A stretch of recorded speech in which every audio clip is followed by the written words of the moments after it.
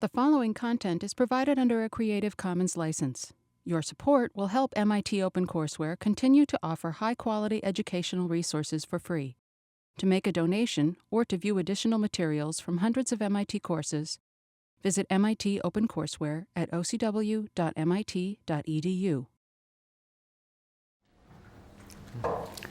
Okay, I want to start out today by reviewing what we covered last time. We sort of covered 2 lectures of material, but a little bit lightly last time because I want to spend more time starting today dealing with waveforms and functions. We will get notes on that very, very shortly. Okay, to review quantization, we started out by talking about scalar quantizers. In other words, the thing that we want to do is to take a sequence of real numbers, and each of those real numbers, we want to quantize it into one of a finite set of symbols, and then, of course, the symbols we're going to encode later on. So basically what we're doing is we're taking the real line, we're splitting it into a bunch of regions, R1, R2, R3. The last region, the first region goes off to minus infinity. The last region goes off to plus infinity. So that clearly if there's a lot of probability over in here, or a lot of probability over in here, you're going to have a very large distortion. When we talk more about that later and talk about how to avoid it and why we should avoid it and all of these things. Okay, and we then talked about these Lloyd-Max conditions for minimum mean square error. And what we said last time was, suppose somebody gives you these representation points which you're going to use to represent the actual number on the real line that comes out. And then you ask, when some particular number occurs, should we encode it into this point or into this point? And if our criterion is mean square error, and that's what our criterion is normally going to be, then we're going to minimize the mean square error for this particular point by mapping it here, if that's the most probable alternative, if that's the most, we're going to map it here if this is the closest point, and we're going to map it here if that's the closest point, because by doing this, we minimize the squared error between B and A1 or B and A2. So that that says that we're going to define these regions to have the separations between the regions at the bisector points between the representation points. So that says that one of the Lloyd-Max conditions for minimum mean square error is you always want to choose the regions in such a way that they're the midpoints between the representation points. Any minimum mean square error quantizer has to satisfy this condition for each of the j's, namely for each of these points they have to be midpoints.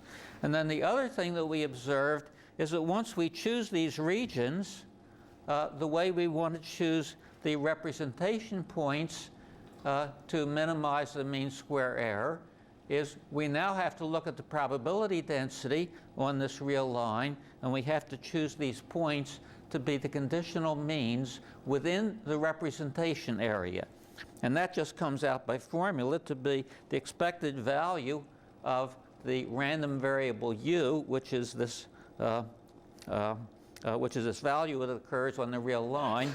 The expected value of that, conditional on being in region Rj, is just the integral of u times the conditional density of u, and the conditional density of u is the real density of u divided by the probability of being in that region. Okay, so all of this is very simple. I hope you see it as something which is almost trivial, because if you don't see it as something simple, go back and look at it, because in fact this is not rocket science here. This is just what you would normally do.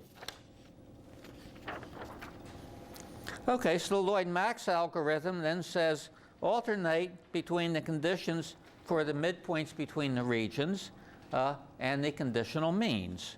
The Lloyd-Max conditions are necessary but not sufficient. In other words, anytime you find a minimum mean square error quantization, it's going to satisfy those conditions. But if you find a set of points B sub j and a set of points A sub j which satisfy those conditions, it doesn't necessarily mean that you have a minimum. Okay, in other words, there are often multiple sets of points which satisfy the Lloyd-Max conditions, and one or more of those is going to be optimum, is going to be the smallest one, and the others are not going to be optimal. In other words, the algorithm is a local hill climbing algorithm which finds the best thing it can find, which is close to where it's starting in some very strange sense of close, and the close is not any sense of mean square error, but close is defined in terms of where the algorithm happens to go. So an example of that we talked about last time is where you have three spikes of probability, and two of them are smaller, and one of them is bigger. One of them is at -1, one of them is at 0, one of them is at +1. And one solution to the Lloyd-Max conditions is this one here, where A1 is sitting right in the middle of the spike. And therefore, any time that the sample value of the random variable is over here, you get virtually no distortion. And the other point is sitting at the conditional mean between these 2 points. So it's a little closer to this one than it is to this one. I hope the figure shows that. And anytime you wind up here or here, you get this amount of distortion. Okay, and now without making any calculations, you just look at this and you say, well, this spike is bigger than this spike is. And therefore, it makes sense, if we're going to do this kind of strategy, to put A2 underneath that spike, therefore getting a very small distortion anytime the big spike occurs. And then A1 is going to be midway between these 2 points, and you get the larger amount of distortion there, but now it's a less probable event. Okay, so you can easily check that both of these solutions satisfy the Lloyd-Max conditions, but one of them turns out to be optimal, and the other one turns out to be not optimal. And if you fiddle around with it for a while, you can pretty much convince yourself that those are the only solutions to the Lloyd-Max algorithm for this particular problem. Yeah. When there's a region that has 0 probability throughout, Mm-hmm. and the Lloyd-Max algorithm tries to find the mean in that region, it's going to find somewhere outside the region. Well, it's going to find 0 as the expected value. Mm-hmm. But that might not necessarily be inside that region. What does it do in that case? What does it do in that case? Well, I don't think you can argue that it's going to be at 0. I think you have to argue that it might be anywhere that it wants to be. And therefore, what the algorithm is going to do when you start with a certain set of representation points, well, if you start with a certain set of representation points, it picks that separator wherever it happens to be. Then this particular point you're talking about is going to be at some completely unimportant place.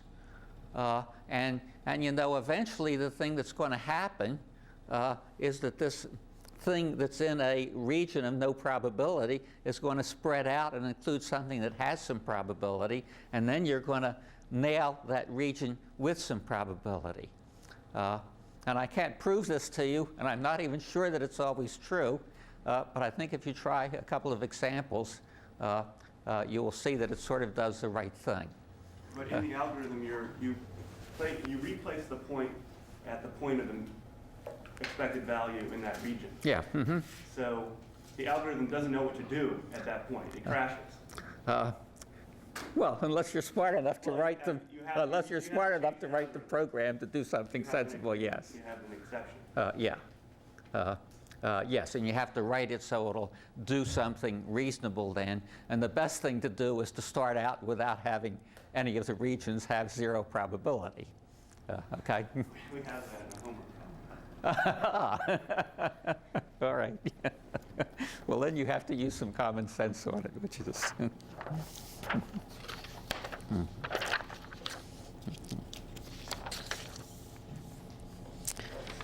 Okay, so after that, we say, okay, well, just like when we were dealing with discrete source coding, anytime we finish talking about encoding a single letter, we talk about what happens when you encode multiple letters. In the same way, somebody is bound to think of the idea of encoding multiple real numbers altogether. So they're going to think of the idea of taking the sequence of real numbers, segmenting it into blocks of n numbers each, and then taking the set of n numbers and trying to find a reasonable quantization for that. And in that case, the quantization points are going to be n vectors, and the regions are going to be regions in n-dimensional space. Well, if you think about it a little bit, these n-dimensional representation points, if you're given them, the place where you're going to establish the regions then is on the perpendicular bisectors between any 2 points. Namely, for each 2 points, you're going to establish a perpendicular bisector between those 2 points. You're going to do that for all sets of points. You're going to take the regions which are enclosed by all of those perpendicular bisectors, and you call those the Voronoi region. You remember I drew an example of it last time. It looked something like this. You have various points around. It's hard to draw it in more than 2 dimensions. So these perpendicular bisectors go like this.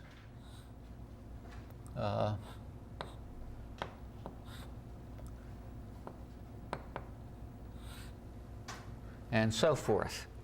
I think you can show that you never have the situation. Interesting problem if you want to play with it. I don't think you can have that, but I'm not sure why. Okay. Anyway, you do have these Voronoi regions. You have these perpendicular bisectors you set up in 2-dimensional space or in high-dimensional space. And then, given those regions, you can then establish representation points which are at the conditional means within those regions. And you really have the same problem that you had before. It's just a much grubbier problem because it's using vectors. It's in n-dimensional space. For this reason, this problem was enormously popular for many, many years because many people loved the complexity of it. It was really neat to write computer programs that did this. I mean, back in those days, you had to be careful about computer programs because computation was very, very slow, and it was a lot of fun. When you get all done with it, you don't gain much by doing any of that. The one thing that you do gain is that if you take square regions, namely if you take a whole bunch of points which are laid out on a rectangular grid, and you take regions which are now little rectangles or little squares, and you look at them for a while, you say, that's not a very good thing to do, because a better thing to do is to take all this 2-dimensional space, for example, and to fill it in, to tile it, we say, with hexagons, as opposed to tiling it with rectangles, or to tiling it with squares. And if you tile it with hexagons, for a given amount of area, you get a smaller mean square error. If you could tile it with circles, that would be the best of all, but when you try to tile it with circles, you find out there's all this stuff left in the middle. Like if you've ever tried to tile a floor with circles, you find out you have to fill it in somehow, and it's a little bit awkward. So hexagons work, circles don't.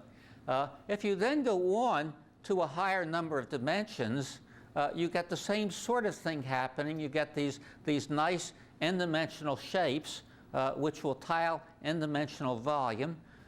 As n gets larger and larger, these tiling volumes become closer and closer to spheres. And you can prove all sorts of theorems about that. But the trouble is, when you get all done, you haven't gained very much, except you have a much more complex problem to solve. But you don't have a much smaller mean squared distortion. So you can still use Lloyd-Max. Lloyd-Max still has as many problems as it had before in finding local minima. And with a little bit of thought about it, you can see it's going to have a lot more problems. Because visualize starting Lloyd-Max out where your points are on a square grid, and where your regions now are little squares. In other words, like this.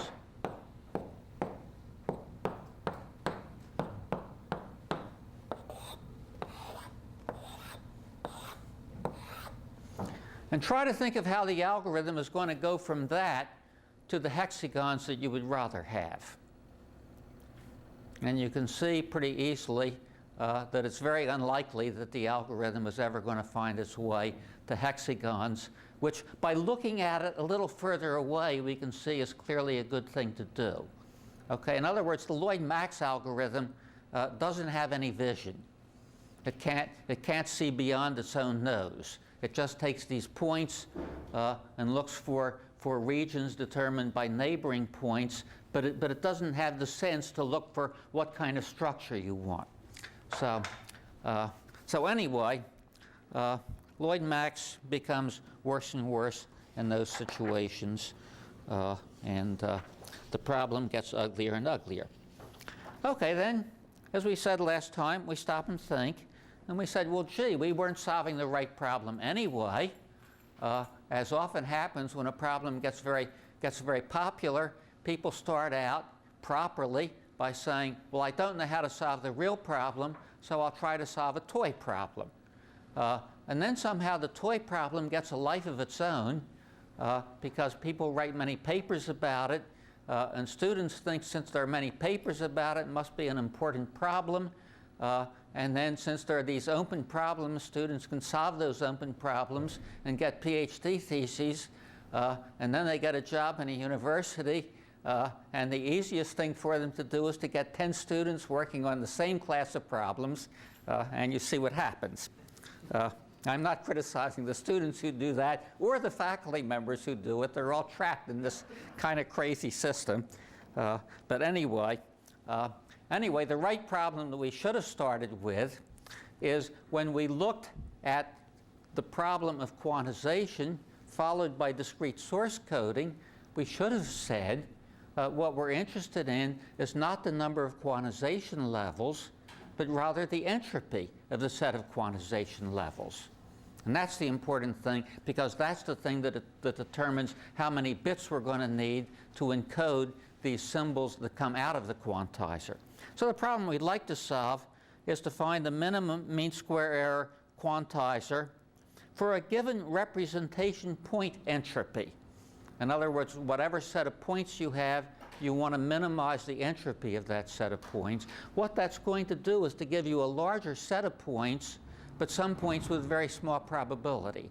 And therefore, those points with very small probability are not going to happen very often. Therefore, they don't affect the entropy very much. And therefore, you get a lot of gain in terms of mean square error by using these very improbable points. Okay, that's a very nasty problem to solve. And again, we said, well, let's try to solve a simpler version of it.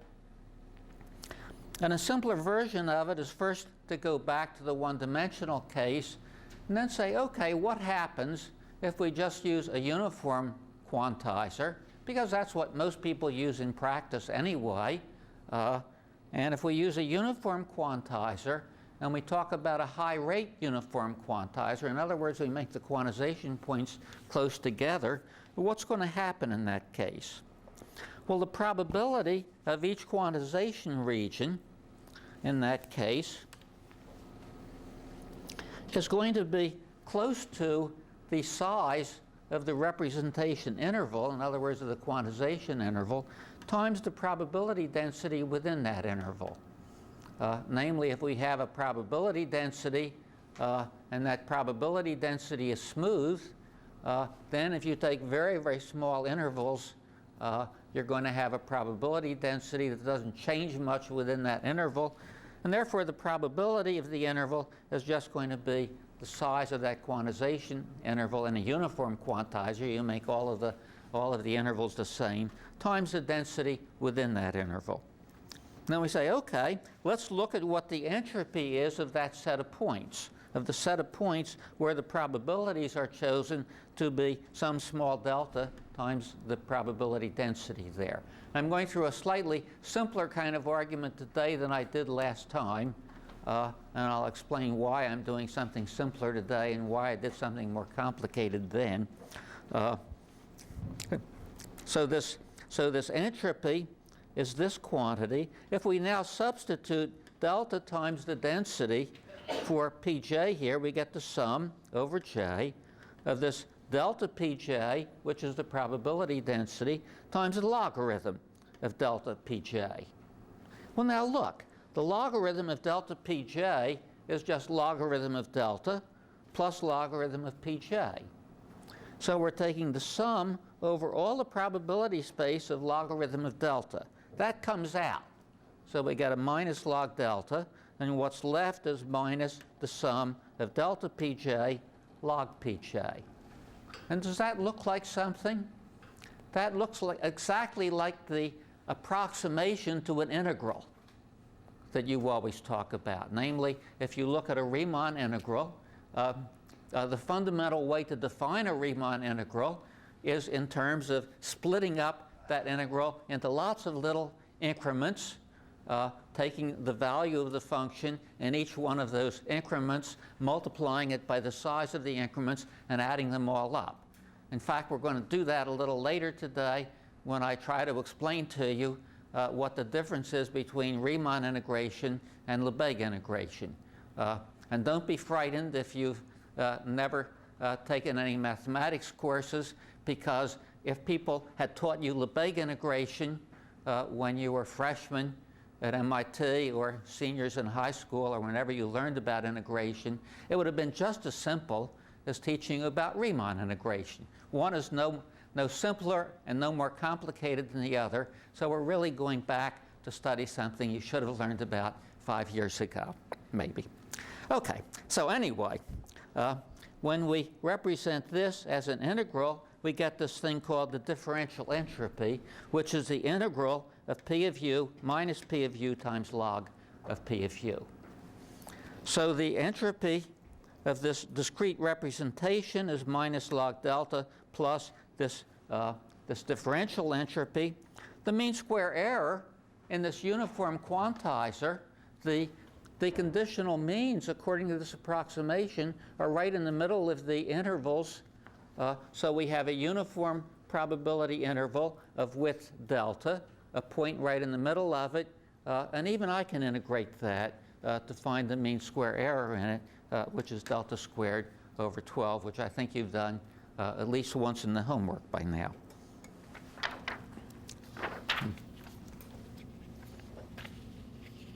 Oh, I said I was going to tell you why I went through doing it this simpler way this time and put in a lot more notation last time.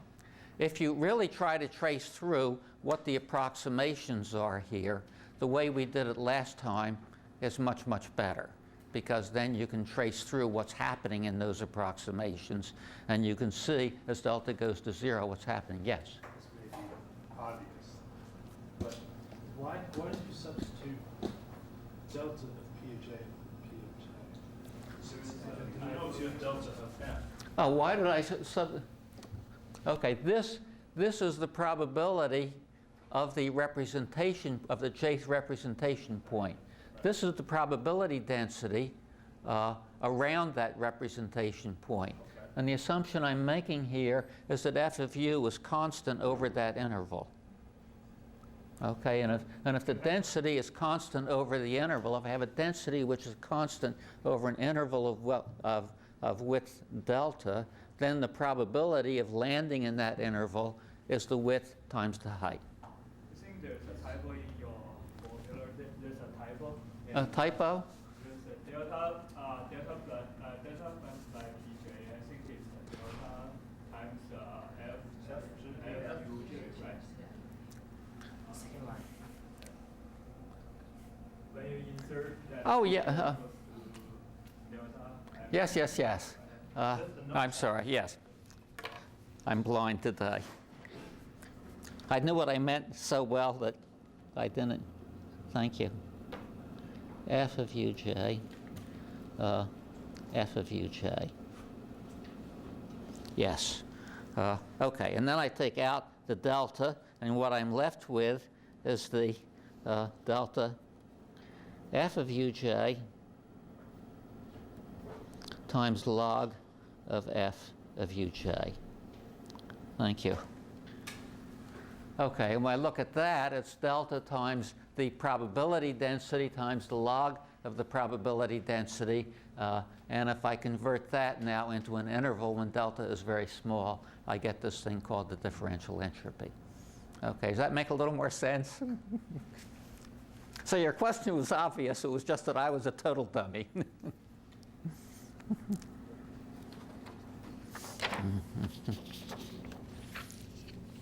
Okay, so let's summarize what all of that says. In the scalar case, we're saying, I have said but I have not shown, that a uniform scalar quantizer approaches an optimal scalar quantizer. I haven't explained at all in class why that's true. There's an argument in the notes that points it out. You can read that there. It's just another optimization. But it's true when you get, if you're looking at a higher and higher rate scalar quantizer where delta gets smaller and smaller, then in general what you need is to take a different size delta for each quantization region and then look at what happens when you try to optimize over that, and you find out that you want to make all of the deltas the same. Okay, the required number of encoded bits per symbol depends only on h of u and on delta. Okay, and this is the most important part of all of this. It says that as you change this differential entropy, if you try to draw a curve between h of v and MSE, and there's a curve like that drawn in the notes, if you change the differential entropy, it just shifts this curve left and right. For a given value of h of u, this is a universal curve. Okay, in other words, as you change delta, this quantity changes and this quantity changes. And that's the only variable which is left in here at this point. When you make delta half as big, if you want to get a higher rate quantizer, what happens? Your mean square error goes down by a factor of 4. Delta squared goes down to 1/4 of its previous value. What happens here? Log of delta. Delta has changed by a factor of 1/2. H of v goes up by 1 bit. So you take 1 more bit in your quantizer, and you get a mean square error, which is 4 times as small. You know, anytime you think of what kind of accuracy you need on a computer or something, I think this is obvious to all of you if you put it if you put it in terms of something you're already familiar with. If you use 16-bit quantization with fixed bit numbers, and then you change it to 24-bit accuracy, what's going to happen? Well, everything is going to get better by a factor of 256, and since we're talking about mean square error, it's going to be 4 times that. So that's just saying the same thing that you know.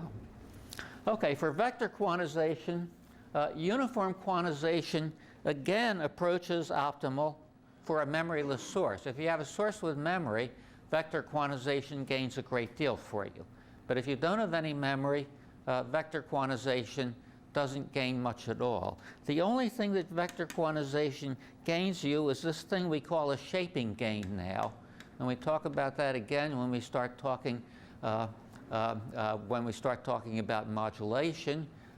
If you change from a square set of points to a hexagonal set of points, and you keep the areas the same, the mean square error goes down by a smidgen, something like 1.04 or something. It's not a big deal, but there's some gain. So the gain is not impressive. And the big gains come when you look at the memory and when you take that into account. Okay, so now we want to get on to the last part of our trilogy when we're talking about source coding. And remember, when we were talking about source coding, we broke it up into 3 pieces. The first piece, we called it sampling, which took a waveform, turned it into a sequence of numbers. That's what happens here. We then quantized a sequence of numbers, either one number at a time or with a vector quantizer, n numbers at a time. We've just finished talking about that, and the first part of the first 5 lectures in the course, we're all talking about discrete encoding, and whenever you're going from waveforms to bits, you got to go through all 3 of these. Now, sampling is only one way to go from waveform to sequence, and filtering is only one way to get back. We're going to talk about sampling. We're probably going to teach you more about sampling than you ever wanted to know, but it turns out that it's worth knowing. It's after you understand it, you never forget it, and there's a lot of stuff to go through to start with. But finally, I hope it all makes sense. But anyway, the thing we're going to be talking about today is really the question of how do you go from waveforms to sequences. It's that simple. How do you, in general, take waveforms, turn them into sequences? How do you go back from sequences to waveforms? We're going to spend quite a bit of time on this. We're going to spend 3 lectures talking about it. And probably with the day thrown in, it'll be closer to 3.5 lectures. It's not only because we want to talk about the problem of source coding, because as soon as we start talking about channels, we're going to have the same problem looked at in the opposite direction. We're going to start out with binary data. We're then going to go through a modulator. We're going to find symbols. And from the symbols, from the numerical symbols, we're talking about a sequence of things, and we have to go from the sequence to waveforms. So both of those problems are really the same. We're talking about it first in terms of source coding, but whatever we learn about waveforms to sequences will be general and will be usable for both. Okay, so I want to review why it is that we want to spend so much time on this analog source to bit stream problem. I just told you one of the reasons, which is not here, which is that it's a good way to get into the question of what do we do with channels. But the other reasons, and we've talked about them all, and they're all important, and you ought to remember them, because often we get so used to doing things in a certain way that we don't know why we're doing them, and then somebody suggests something else, and we say, oh, that's a terrible idea, because we've always done it this way. Okay, one of the reasons why we want to go to bits is that a standard binary interface separates the problem of source and channel coding. This was, in a sense, one of Shannon's great discoveries, and he also showed that you could do it without really any loss. Another reason is you want to multiplex data on high-speed channels. You know, this is perfectly familiar to you. I think to everyone today, we think of sending data over the web, and you know, we're all used to using the web all together. I send my stuff, you send your stuff, I get my stuff off, you get your stuff off, and this stuff is all going over common channels. It's going over optical fibers into MIT. and then it splits up at MIT and goes into many places, and then it goes many places again. But this idea of multiplexing data is perfectly straightforward. If we didn't do any of this, if all of my stuff was really waveforms and all of your stuff was images, and if all of somebody else's stuff was data, and every piece of the internet had to worry about all of those different things, when you start worrying about all of those different things, you create an awful lot of other things also. We just wouldn't have any internet today. So this multiplexing is a big deal too. You can clean up digital data at each link in a network.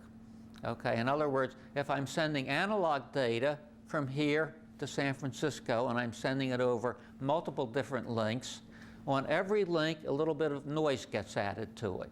That noise keeps adding up because there's no way to clean it up because nobody knows what I sent.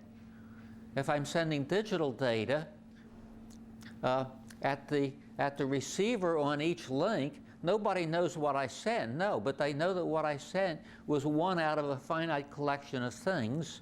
There's something called repeating going on there at every channel, which takes what is received as an analog signal, and in fact, knowing what the encoding process was goes back to cleaning it up to a digital signal again. Okay, so that's, and if you believe all of that, and if you think it's simple, it's not. We're going to talk about it later. I mean, at this point, it's only plausible, and we're going to justify it as we move on. Okay, we can separate problems of waveform sampling from quantization from discrete source coding. In other words, we not only have the layering between sources and channels, but we also have this layering for sources, which goes between waveform to sequence separation, then sequence and quantization into a finite set of symbols, and then a finite set of symbols getting coded. So 3 separate things we've learned about. We can separate them all very nicely. Okay, so we said that in this waveform to sequence business, sampling is only one way to go, and I'm going to show that to you right away at the beginning by talking about Fourier series. How many of you have studied Fourier series and say spending more than a couple of hours of your life thinking about Fourier series? Okay, good. Quite a few of you. That's nice. Because we have to assume that you know a little bit about this, but probably not a whole lot. Okay, there's a formula for a Fourier series, which is probably not the formula for a Fourier series that you're used to. Because the Fourier series of a time-limited function maps the function to a sequence of coefficients. Okay, and here's the formula. Here's the function. You can represent the function as a sum of coefficients times these complex exponentials. And you do that over this interval minus capital T over 2 less than or equal to T less than or equal to capital T over 2. And the complex coefficients satisfy this equation here. That's just what you've seen before. The way this is different from what you've probably seen before is that most people think that you use Fourier series for periodic functions. In other words, if we leave out this part here, leave out this, then this quantity here is a periodic function because each of the what have you are all squiggling around with a period which is a submultiple of capital T. So that in fact this is a periodic function with period T. And if I think of it as a periodic function, I don't have to worry about this. This still works for any periodic function. The problem is this isn't the way the Fourier series is usually used. Occasionally you want to talk about periodic functions, but most often what you want to do is you want to take a function which exists only over some finite interval, and you want some way of mapping that function into a set of coefficients. If I take a function only over the interval minus t over 2 to capital T over 2, and I can map that into a sequence of coefficients, I have in fact done what I've said we're interested in doing right now, which is turning a waveform into a sequence. And the only problem with it is it's a finite duration waveform, which I'm turning into a sequence. Now, how do you do speech coding? There's an almost universal way of doing speech coding now, of turning speech analog waveforms into actual data, into binary data. And the way that it always starts, I mean, everybody has their own way of doing it, but almost everyone takes the speech waveform and segments it into 20 millisecond intervals. And each 20 millisecond interval is then encoded into a sequence of coefficients. You can think of that as taking each 20 millisecond interval, creating a Fourier series for it, and the Fourier series coefficients then represent the function in that interval. You go on to the next interval, you get another sequence of Fourier coefficients, and so forth. Now, most of these very sophisticated voice coders don't really use the Fourier series coefficients because there's a great deal of structure in voice, and the Fourier series is designed to deal with any old thing at all. But the Fourier series is a good first-order approximation to what's going on when you're dealing with voice coding. When you're dealing with voice coding, you are certainly looking at frequencies. You're looking at formats, which are ranges of frequencies. If you want to think about those problems, you better start to think in these ways here. So anyway, this is not just mathematics. This is one of the things that we need to understand how you do actual waveforms to sequences. Okay, well, we're not going to talk too much about where these formulas come from too much. It is interesting that this also works for complex functions as well as real functions. And there's a nice sort of symmetry there, because the coefficients are all going to be complex anyway, because of these things here, which are complex. Incidentally, we always use I in this course for the square root of -1. Electrical engineers have traditionally used the letter J for the square root of -1 for the rather poor reason that they like to refer to current as I.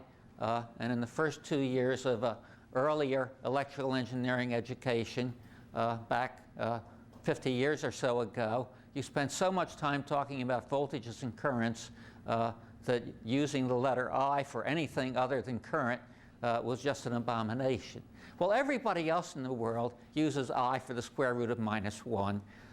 So in this course, we're going to do the same thing.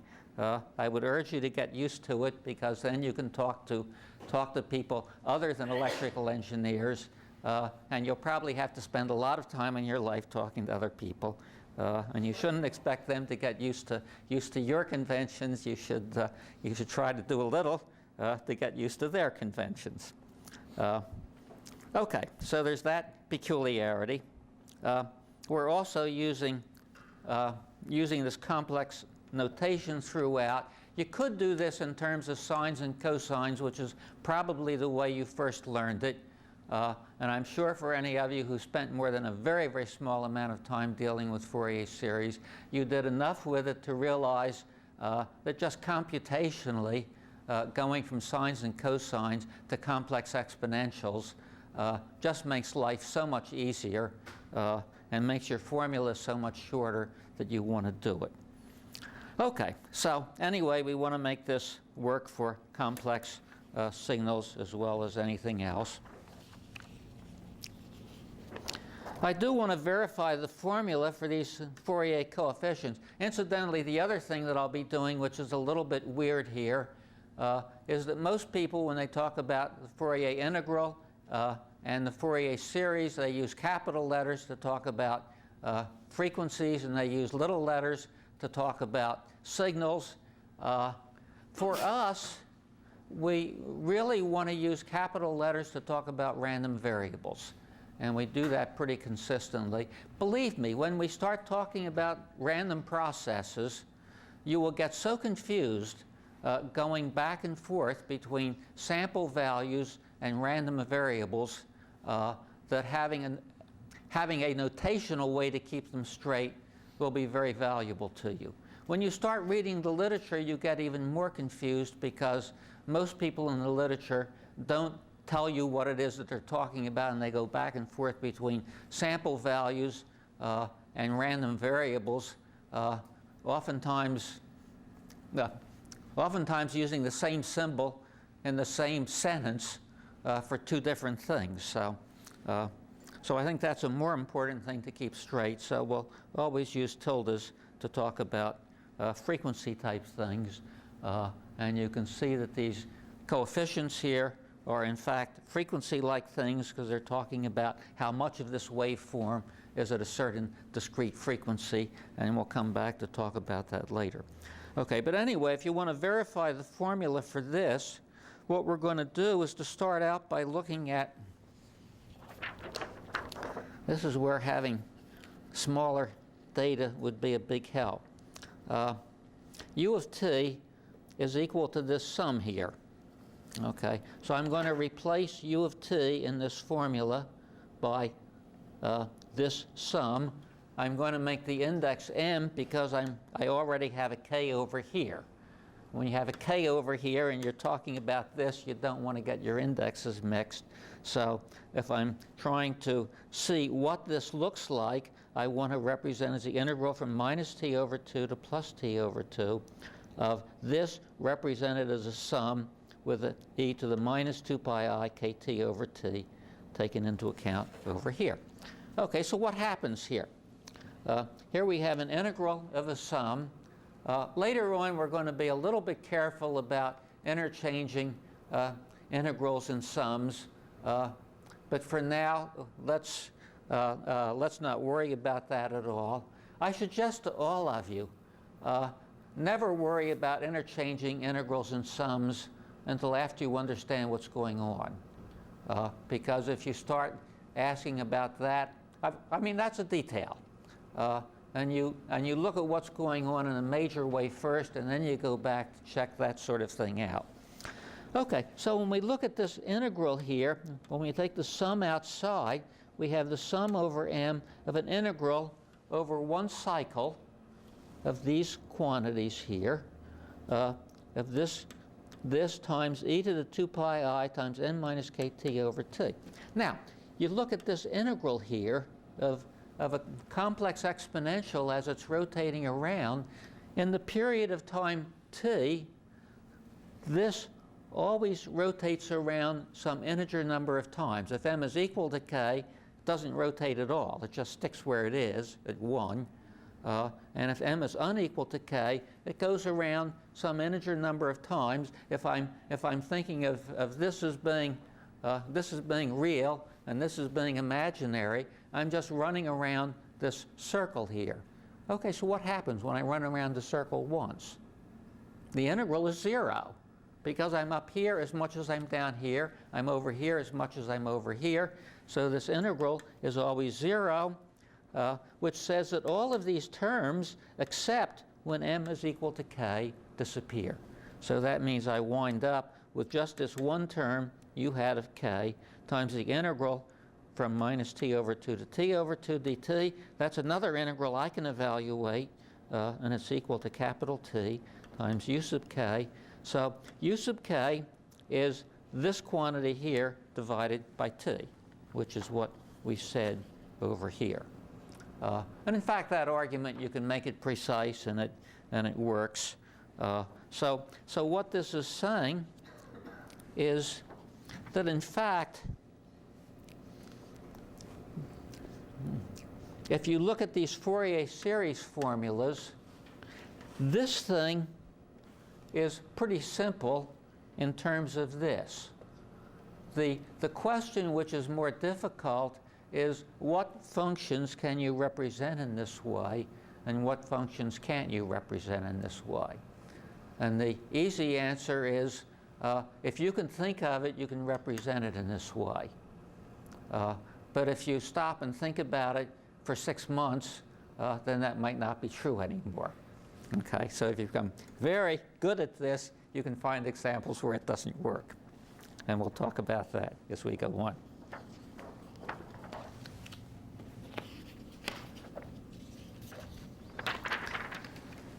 Okay, let's define this rectangular function, because we're going to be using it all the time. You probably used it when dealing with the Fourier integral all the time, because you all know that a rectangular function is the Fourier transform of a sinc function, where a sinc function is a sine x over x type function. If you don't remember that, fine. But anyway, this function is 1 in the interval -1/2 to +1/2, and it's 0 everywhere else, which is why it's called a rectangular function. It looks like this.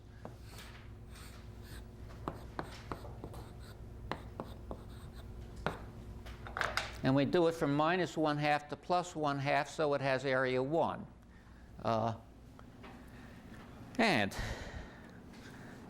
In terms of that, we can express the formula for a time-limited function as this sum here, UK, times these complex exponentials times this rectangular function. How many of you can see it ought to be rectangle of t over capital T instead of rectangle of t times t? Good. I can't. I always have to take 2 minutes doing that every time I do it. And if you can see it in your minds, you're extremely fortunate. When we work with these things for a while, you will become more adept at doing things like that. But anyway, this works. Want to look at an example now. And there are several reasons I want to look at this. One is to just look at what a Fourier series does. Suppose we expand the function, the rectangular function of t over 2. Now, the rectangular function of t over 2 is going to be 1 from -1/4 to +1/4 instead of -1/2 to +1/2 because of the 2 in here. We want to expand it in a Fourier series over the interval -1/2 to +1/2. And one of the things this is telling you is that when you're expanding something in a Fourier series, you have to be quite explicit about what the interval is that you're expanding it over. Because I could also find a Fourier series here using the interval -1/4 to +1/4, which would be one whole lot easier. But we're gluttons for punishment. So we're expanding in a Fourier series over the bigger interval from here to there. And we go through these formulas calculating u sub k.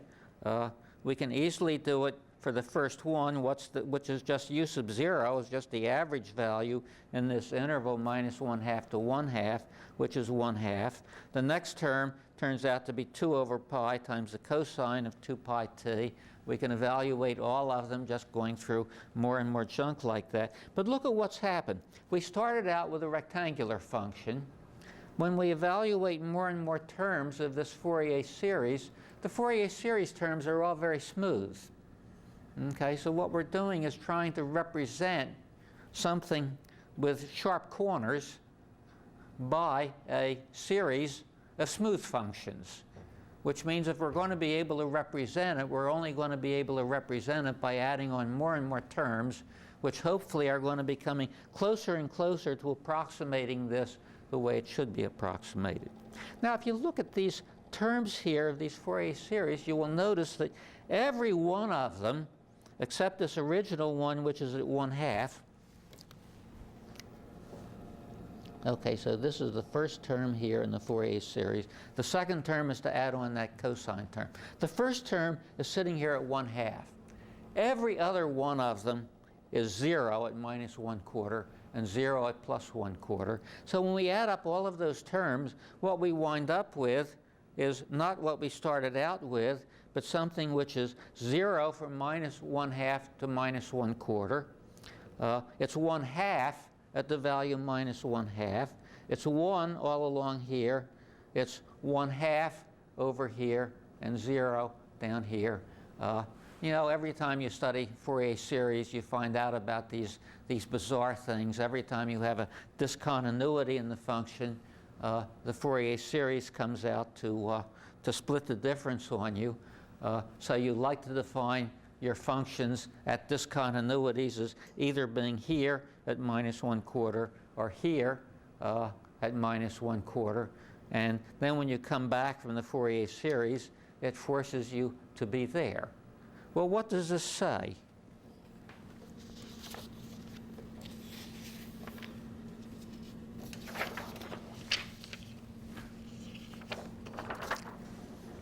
It says that u of t, which we started out defining to have a certain value at -1/4 and +1/4, is equal to its Fourier series everywhere except here and here. I have to ask you to take that on faith, but you can see that it's not equal to it at those discontinuities, and it shouldn't be surprising that it's not equal to it at its discontinuities. I could have defined it as being 0 at -1/4 or 1 at -1/4, and just that one point shouldn't change our integrals too much. And because of that, as engineers, I mean, at some level, we have to say we don't care. I mean, it's only a modeling issue. Functions don't have perfectly straight discontinuities in them. And if they do, you don't care how you define it at the discontinuity. And this Fourier series is sort of coming back and slapping us with that. And it's saying, OK, the function u of t is not the same as its Fourier series, because the two are different at these 2 points. You say, OK, I don't care that they're not different at those 2 points. They're the same everywhere else. And a mathematician comes back and says a function is a function is a function, and a function is defined at every value of t. And if u of t is equal to v of t, it means that at every value of t, u of t is equal to v of t. And you say, Well, turns out that by studying Lebesgue theory, all of those problems get resolved. Lebesgue was a very powerful mathematician, but you know, at some level, deep in his heart, he was an engineer, and he was trying to get rid of all this nonsense that people talked about, and he resolved this question about how to talk about these functions in a nice way. I mean, really good engineers are mathematicians at heart too. We're all, I mean, at some level we all become the same. Anyway, what Lebesgue tried to say is that two functions are said to be equivalent in the L2 sense. I'll talk about this L2 notation later, if their difference has zero energy. In other words, Lebesgue said what's really important is not what functions are at each point, but really things about their energy. So what you would like to have is if u of t and v of t, if the difference between them, you take the magnitude of that and you square it, if that difference is equal to 0, you have to recognize that there's no possible way that you could ever distinguish those two functions, except just by fiat, by saying this is equal to this and not equal to that. And that's the only way you could straighten that out in your minds. So we say that two functions are L2 equivalent if their difference has zero energy. Well, we have a couple of problems there. How do we define that? I mean, at this point, we're sort of already deep in the mathematical soup, because in fact we're trying to make these small distinctions and make them make sense.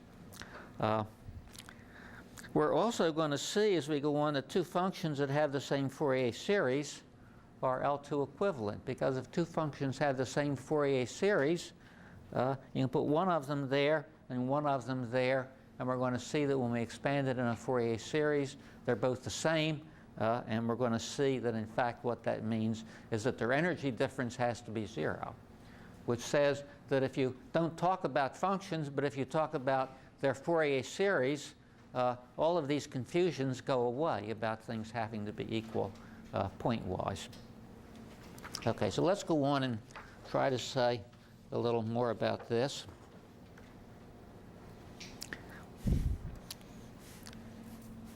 And one of the problems that we come up with is that not all time-limited functions, in fact, have Fourier series.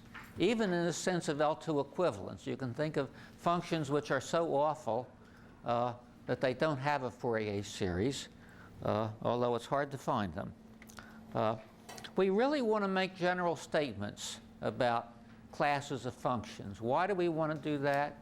Well, I can give you two reasons for it. And the two reasons are both, I think, both good reasons.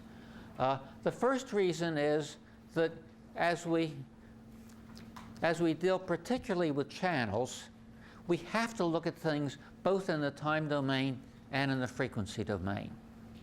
If we look at things in the time domain and the frequency domain, we have a function in the time domain, we have a Fourier transform in the frequency domain, and it turns out that nice properties in the time domain are not always carried over to the frequency domain and vice versa. I'll give you one example of that. Suppose you think of a constant, the constant function, which is equal to 1 everywhere on the real line. Nice function, right? It models various things very well. It doesn't model physical reality, really, because, I mean, you don't care what this function was before the fourth ice age. You don't care what it is after we all blow ourselves up. I hope in not too many years. I mean, I hope in more than just a few years. And therefore, when we model something as a constant, what do we mean? We mean that over the interval of time that we're interested in, this function is equal to a constant. And it means we don't want to specify what the time interval is that we're interested in, which is a common thing, because you don't want to set those time limits on something. Now, you take those functions which go on and on forever. Well, the Fourier series, you don't have any problem with them, because we're going to truncate the function anyway before we take a Fourier series. But if we look at the Fourier integral, and we'll see this as soon as we get into the Fourier integral, the awful thing is that what has happened in the 1,000 years before the fourth ice age back is just as important in the Fourier transform as what happens in the 1,000 years right now. Okay, in other words, everything is important. Things back in the dim past clobber you in the frequency domain. Things in the distant future clobber you in the frequency domain. And therefore, since we have to face the fact that we're dealing with approximations, since we have to face the fact that we want to ignore things back there, we want to ignore things there, when we look at constants in the frequency domain, we don't mean that something is constant over all frequency. We mean it's constant over the range of frequencies that we're interested in, and we don't want to specify what that range is. You have the same problems going from there back to time. Okay? So as soon as we face the fact that we're really interested in approximations, and the approximations that we deal with normally in time are not the same as the approximations we deal with in frequency, at that point, we start to realize that we have to be able to make general statements about what functions do what kinds of things. We have to make general statements about what has a Fourier transform, what doesn't, what has a Fourier series, what doesn't have a Fourier series. Now, one of the things we're aiming at is to define a class of functions called L2 functions. And these are basically functions which have finite energy. And the nice thing about those functions is that every one of them has a Fourier transform. And the Fourier transform is also an L2 function. And all the other things that you deal with, continuity, things like that, doesn't carry over at all. L2 is the only property that I know of that really carries over from time functions to Fourier transforms. So we really want to be able to talk about that. Okay, so we want to talk about these finite energy functions. We want to be able to talk about representing finite energy functions. Like I say here, all physical waveforms have finite energy, but their models do not necessarily have finite energy. Okay, in other words, we look at a constant. A constant does not have finite energy. How about an impulse? Does an impulse have finite energy?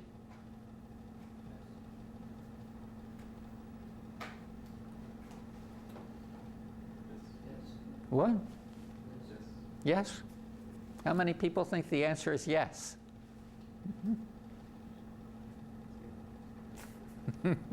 See, hands going up very slowly. Well, the answer is no. And let me explain why. And it's something you should know. But it's something that you get blinded by studying too much signals and systems before you study any communication, because you're talking about all sorts of transforms, all sorts of things that you deal with as functions which you're dealing with electronically instead of as functions that you're interested in transmitting. If you think of a narrow pulse of height 1 over epsilon and of width epsilon, okay, it has unit area. So I make epsilon very, very small. This starts to look like a unit impulse, right? In fact, you usually define a unit impulse somehow or other as thinking of some limiting process for this kind of rectangular function. What's the energy of that function?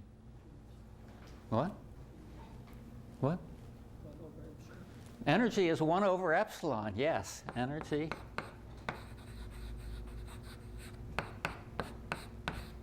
What happens as epsilon goes to infinity?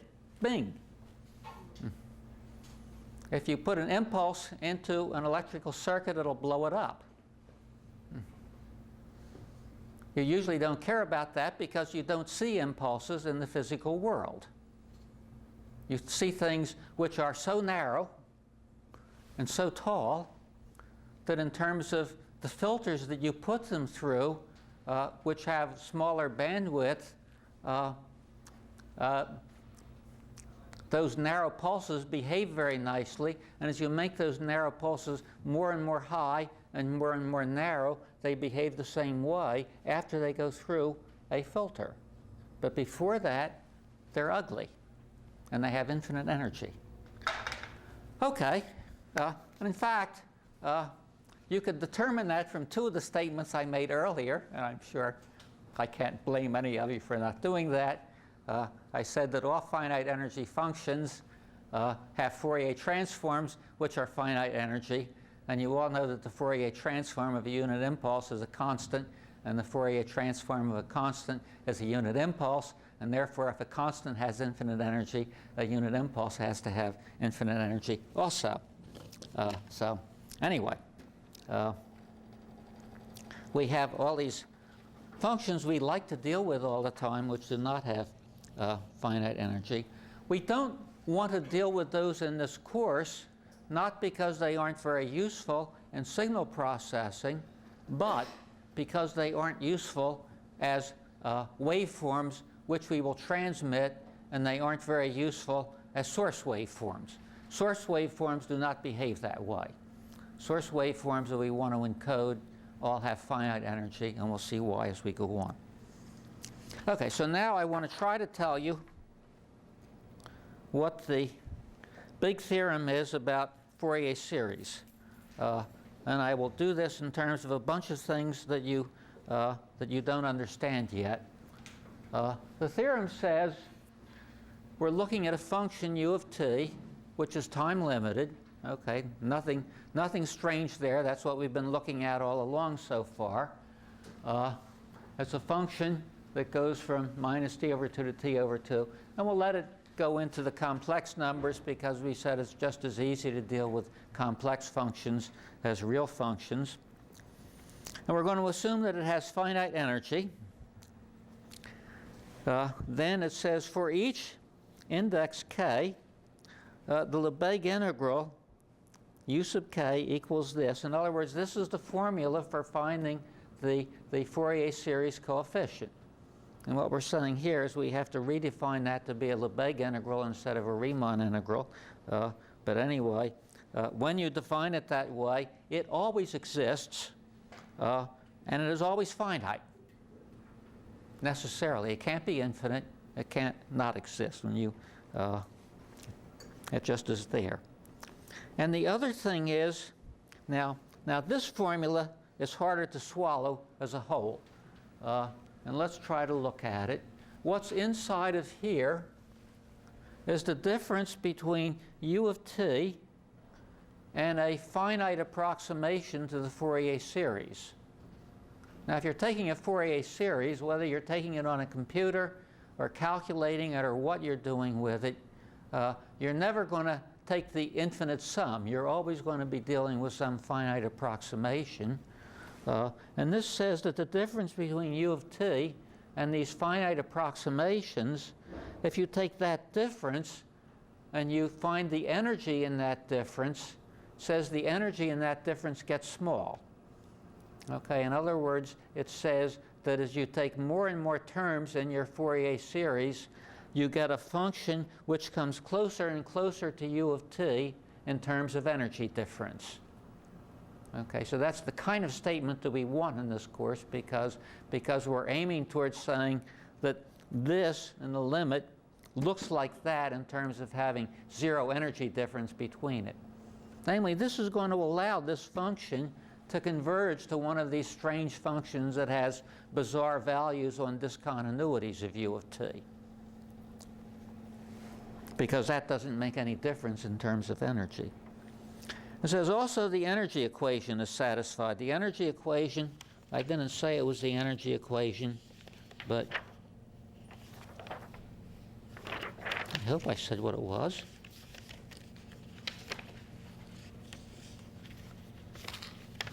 Blah, blah, blah. I have to write it down, if not. Okay, the energy equation says that the integral of u of t magnitude squared dt from minus t over 2 to t over 2 is equal to the sum over k of u hat of k magnitude squared, and there's a 1 over t in here. There's either a 1 over t or a t. I'm pretty sure it's a 1 over t, but I wouldn't swear to it.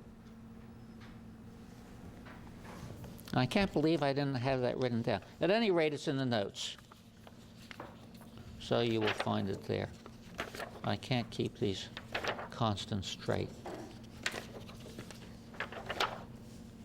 I think I did it wherever oh, here. That's where I did it. That's the energy equation. Yeah, and I got it right. Amazing. The integral of u of t squared dt is equal to t times the sum of all the Fourier coefficients. Oh, and I forgot to say this. This is something I wanted to say. This energy equation is important because in terms of source coding, if you take a function u of t, if you find this Fourier series u of k, that's a sequence of coefficients. If we take that sequence of coefficients and we quantize them to some other set of values v sub k, and then we recreate the function corresponding to this set of Fourier coefficients, we get some v of t. Okay, so we start out with u of t, we go all the way through all of this chain, going through a channel and everything else, come back with some function v of t. Okay, this applied to u of t minus v of t says that the energy difference between u of t and our recreated version v of t is exactly the same as t times the sum of the differences between u sub k and v sub k squared. Okay. Now, that is the reason why most people talk about mean square error most of the time. Because if you can control the mean square error on your coefficients, you're also controlling the mean square error on the functions. This formula does not work for magnitude or cubes or fourth powers or anything else. It only works for these square powers. And that's why everybody uses mean square error rather than other things. It also makes sense for energy, because we believe that in some sense energy ought to be important, and energy is important. Okay, so the final part of the theorem says that finally, if you start out with a sequence of complex numbers, and the sequence of numbers has finite energy in this sense, then there's an L2 function, u of t, which satisfies all of this stuff. Okay, in other words, you can go from function to Fourier series, you can go from Fourier series to function. You can go either way. And so long as you have finite energy, this all works. Okay, I want to spend just a couple of minutes talking about the difference between Riemann and Lebesgue integration to show you that, in fact, it isn't really any big deal. When you're talking about Riemann integration, I've just showed the integral for a function between 0 and 1. How do you conceptually find the integral of a function, the Riemann integral, which is what you're used to?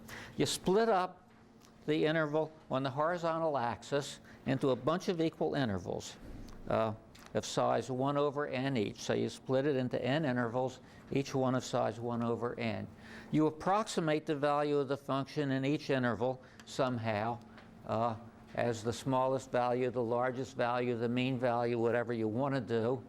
That doesn't make any difference, because as the intervals become smaller and smaller and smaller, and you have a function which is sort of smooth in some sense, then this Riemann sum here is going to get close to this integral. In other words, the Riemann sum is going to approach a limit, and that limit is defined as the Riemann integral. Okay, so that's the thing you're used to. The Lebesgue integral is similar, and it's, in a sense, it's no more complicated. What you do is, instead of quantizing the horizontal axis into regions of size 1 over n and letting 1 over n get small, you quantize the vertical axis into intervals of size epsilon, and you're going to let epsilon get small later. And then the thing that you do is you ask how much of the function is in each of these intervals here. So the amount of the function that lies between 2 epsilon and 3 epsilon is an interval t2 minus t1. There's that interval where the function is in this range. And there's also this interval over here between t3 and t4.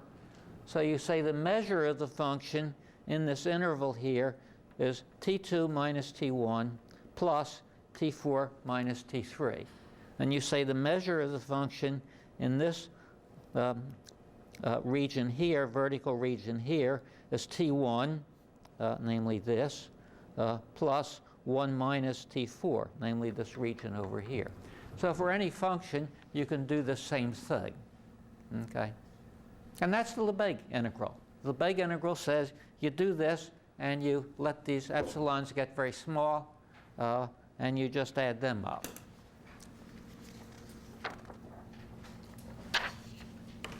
Let me say just last slide. Okay, turns out that whenever the Riemann integral exists, namely that limit exists, the Lebesgue integral also exists and has the same value. All the familiar rules for calculating Riemann integrals also apply for Lebesgue integrals. For some very weird functions, the Lebesgue integral exists, but the Riemann integral doesn't exist. And for some extraordinarily weird functions, there aren't even any examples in the notes. I couldn't find an example which I thought was palatable. Not even the Lebesgue integral exists. So the Lebesgue integral is much more general than the Riemann integral. But the nice thing is you can almost forget about it because everything you know to do still works. It's just that some of the things that didn't work before now work. And because those things that didn't work before now work, your theorems can be much more general than they were before. Okay, we'll talk more about that next time. This material we're talking about right now is in the appendix to the lectures that just got passed out.